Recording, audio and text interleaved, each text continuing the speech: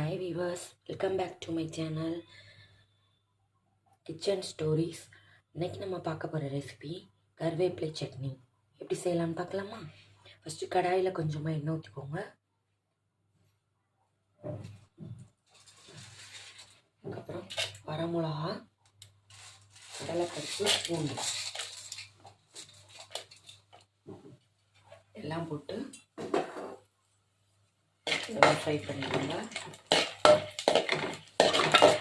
லைட்டாக மஞ்சள் பண்ணி வெங்காயம் ரோட்டில் வெங்காயம் தேங்காய் போட்டு நல்லா வதக்கணும். என்னென்ன போட்டிருக்கோம், ஆயில் ஊற்றி வச்சு அதில் கொஞ்சமாக கடலைப்பருப்பு, வரமிளகா போட்டு வெங்காயம் தேங்காய் போட்டு நல்லா தட்டிடணும். நல்லா பொன்னிறாகணும்.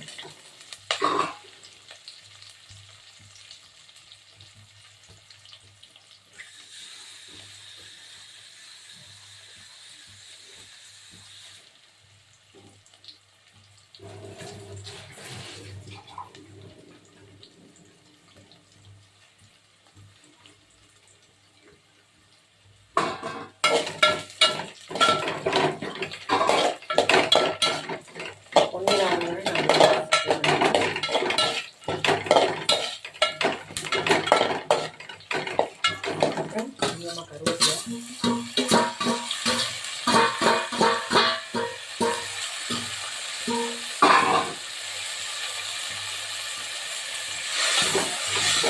நல்லா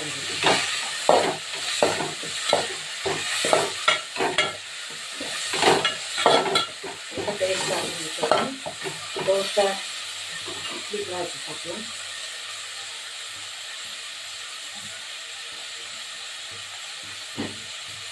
கொஞ்சமாக உப்பு சேர்த்துக்கணும்.